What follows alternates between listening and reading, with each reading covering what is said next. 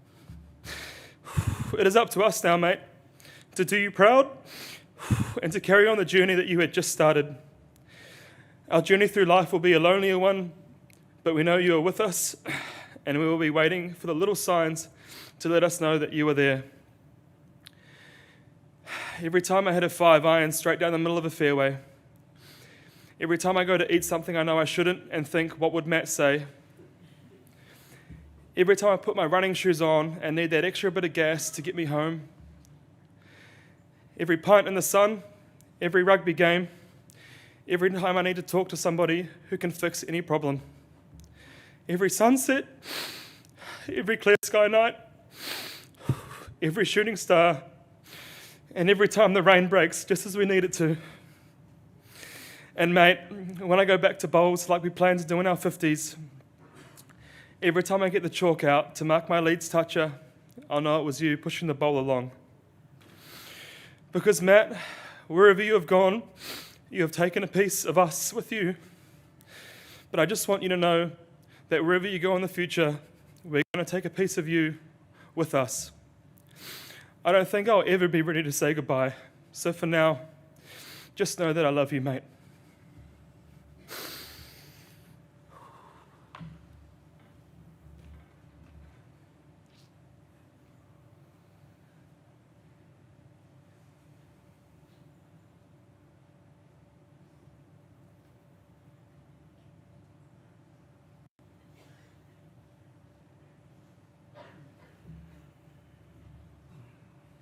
Thank you.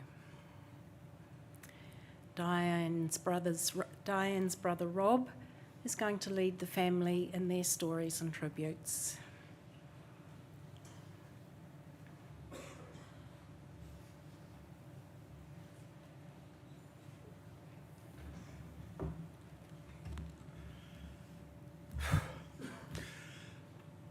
On June 19, my wife was sitting at our dining room table with our daughter and our granddaughter. At around 11 o'clock our time, my sister started texting my wife, "A policeman's been shot."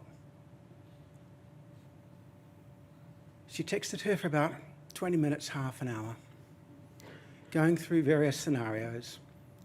It can't be Matt. It isn't Matt. They would have told me by now. And then the text stopped.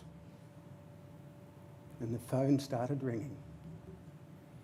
And we knew it was Matt. My name's Rob Winterbottom. I'm Diane's brother, Matt's uncle. Wendy and I have lived in Melbourne for the last 34 years, so catching up with Matt was generally for special occasions.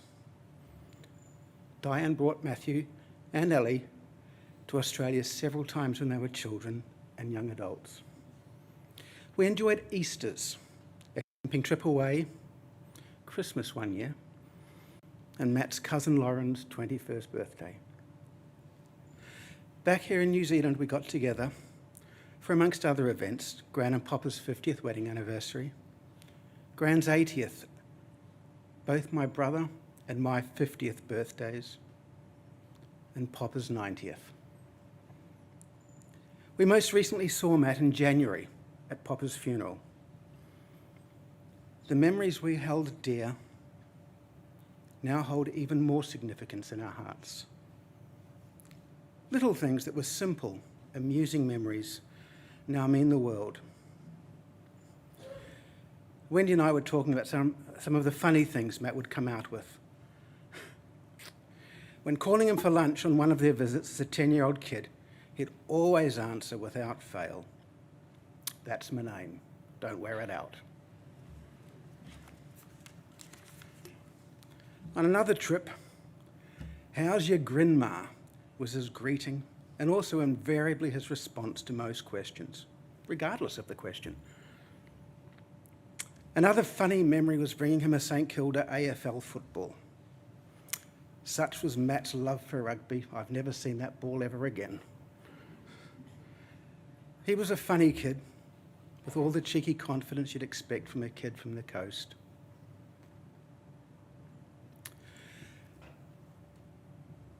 Matt's sister Ali, my wife, Graham and I spent the last 14 days in quarantine.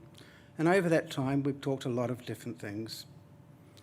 One topic that arose was regarding Matt's quirks, the little things that made Matt, Matt. We went through stacks of photos looking for the best ones of him. As a kid, he hated having his photo taken, hated it.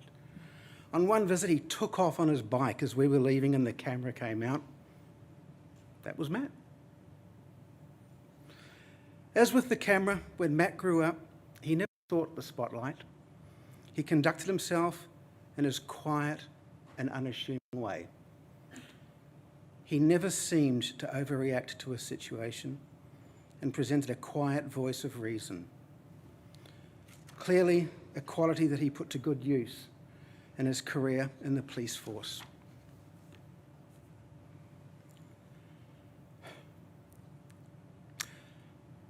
There's been a lot of public outpouring and tribute for Matt since his death, as there should be.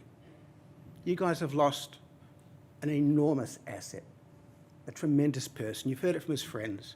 You've heard it from his colleagues. The man that lies in front of you is just a supreme example of a human being, one that we can all aspire to be.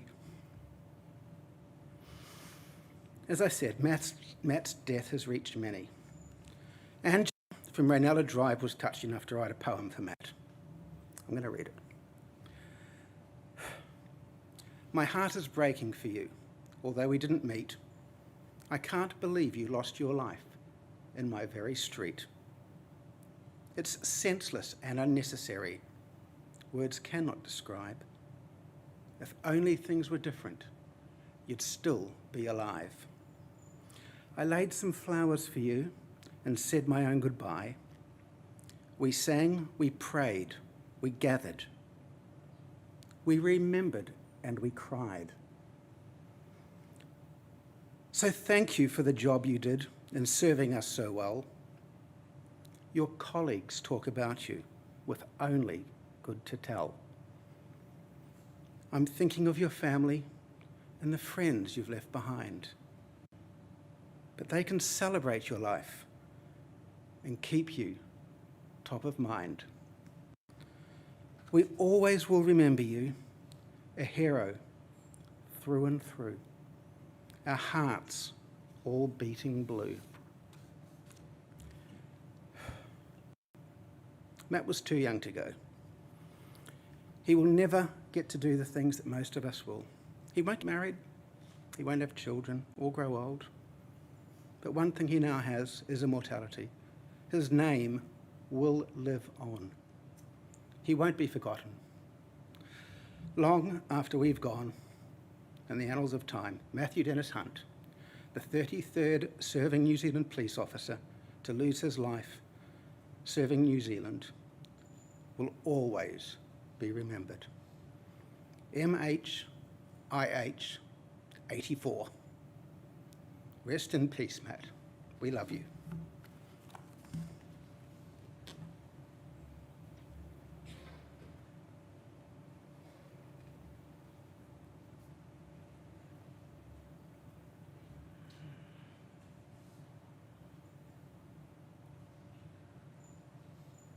Thank you, Rob. Sister Ellie and Mum Diane, when you're ready.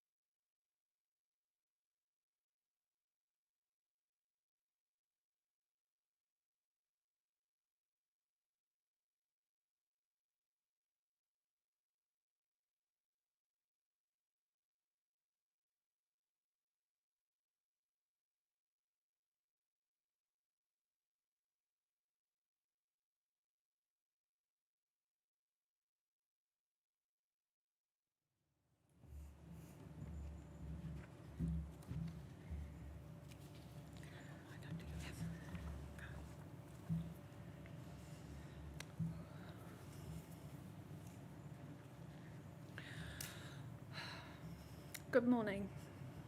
For those of you who don't know me, I'm Matt's sister. My name is Ellie, or Eleanor, or if you're Matt, pronounced Elnor. He missed the vowel. He missed a vowel. My most fond memories of Matt are the most recent ones, and so I'd like to start by sharing one of them. Last year, I flew back to New Zealand to visit our grandmother in Mount Maunganui, who is unwell. Matt drove down from Auckland after work to meet up, and we spent a few hours with Gran at Tauranga Hospital. That afternoon, we needed to drive back home to Auckland. Now, Matt wasn't really the type to let other people drive his car, which he called Wingy, but on this occasion, he handed me the keys. It took me by surprise, but without making a fuss, I just hopped in the driver's seat, feeling chuffed, and off we set. It was this journey of ours that I remember so fondly, not just because Matt trusted me with his car, but because of the journey.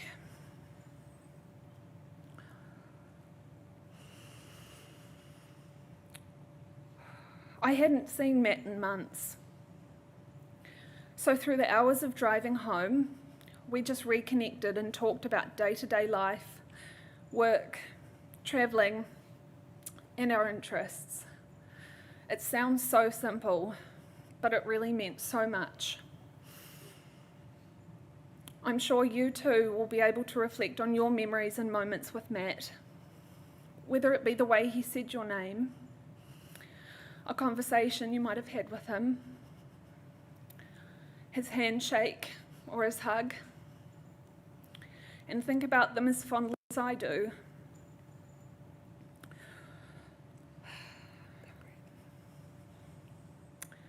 I'd like to finish by reading a poem.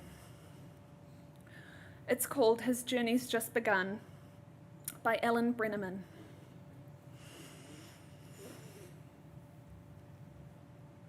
Don't think of him as gone away. His journey's just begun. Life holds so many facets. This earth is only one. Just think of him as resting from the sorrows and the tears in a place of warmth and comfort where there are no days and years. Think how he must be wishing that we could know today how nothing but our sadness can really pass away. And think of him as living in the hearts of those he touched. For nothing loved is ever lost, and he was loved so much.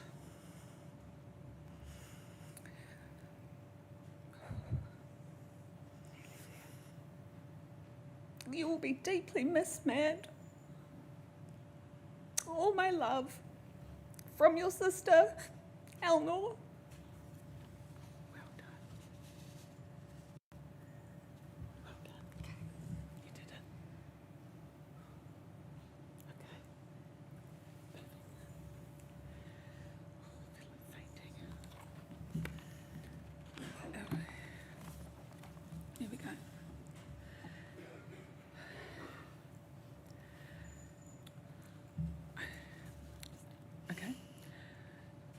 No mother would want to be in the position I find myself in today.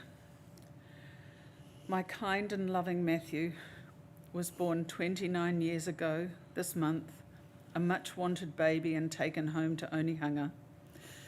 He was a lovely, easy baby and a joy to be around. We moved to Hillsborough and Eleanor arrived not long after. Raising two children just 20 months apart was a very busy time in my life, but it was also extremely fulfilling and has been the highlight of my life. The three of us enjoyed 3 years at Hillsborough Play Centre, and we made wonderful friendships with families that lasted for years after. Each Christmas, a group of us took our children to Smith & Coe's to have a picture taken with Santa. And it was a chance for us mothers to keep each other updated with our children's milestones as they move through the primary school years. My parents Matthew's grandparents, took Matthew to a vintage car club Christmas party when he was little, and Santa arrived with gifts for the children. Mum said when Matthew's name was read out to receive his present, he looked up at her with his big blue eyes, and he said to her in wonderment, "How did Santa know I was here?" Mum said her heart nearly burst. I moved my family to the Hibiscus Coast because I believed they could have a better childhood, and this proved to be true. Friendships formed in those first few years are still with us today. The children were able to move freely around Orewa, and I always told them that if they got up to mischief, I'd find out, as someone would tell me. Walking home from primary school one day, a boy turned and threw a stone at Matthew, hitting him just above his eye. He came home with blood pouring out of the cut, and he said to me, "Why would he have done this to me?" Matt couldn't understand why someone would want to hurt him, as even at that young age he wanted to see the good in other people, as he would never have done such a thing himself. We had camping holidays at Whananaki with other Hibiscus Coast families. Matthew was included in holidays with his friends' families, and we had memorable holidays in Melbourne spent with my brother and his family. There was always sports on the weekends to keep us busy. Soccer, surf lifesaving, softball, swimming at the leisure centre. I worked at Orewa College during the time my children attended the school, so I was always able to watch them from afar as they moved through the high school years. I saw the young man he was to become through his early sporting interactions, passing the soccer ball so that another team member could score the goal, shaking the hand of a competitor as soon as he realised he'd beaten them, allowing others to take the winning trophy to the school principal. Always a quiet achiever at school, always very capable, a lover of learning. Matthew talked his friend Shane into completing the same degree as him at AUT. As many young people do, Matthew headed off to the UK with his friends and enjoyed a wonderful carefree time travelling through many different countries. One of the highlights was watching the All Blacks play at Cardiff in the World Cup. I stayed with him in London, and we had a lovely time together, eating out, looking at fur coats at Harrods, walking around Clapham Common, and enjoying Hyde Park. Matthew loves sports, whether playing or being there on the sidelines cheering on his friends. He loved the physicality of sport and the mental training required to achieve. His heroes were sporting greats. Just recently, he watched the Michael Jordan documentary, and I know how much he admired the mental and physical prowess of people like Michael Jordan and the All Blacks. From a very young age, Matthew expressed his desire to join the police. It never wavered, and Matthew found his forever family with the police. It was a perfect fit for him. These last few months of Matthew's life saw him looking at his career pathway within police, loving CrossFit, attending blues games, playing golf with his friends, signing up to compete in the 6 half marathons Sam mentioned, and coming to have dinner with me. He had everything to live for. We saw you, Matthew. Those who love you saw behind your veil of humility, and we saw the calibre of the man you were destined to become. I love you, Matthew, now and forever. Every day, in every way, you made me so, so proud to be your mum.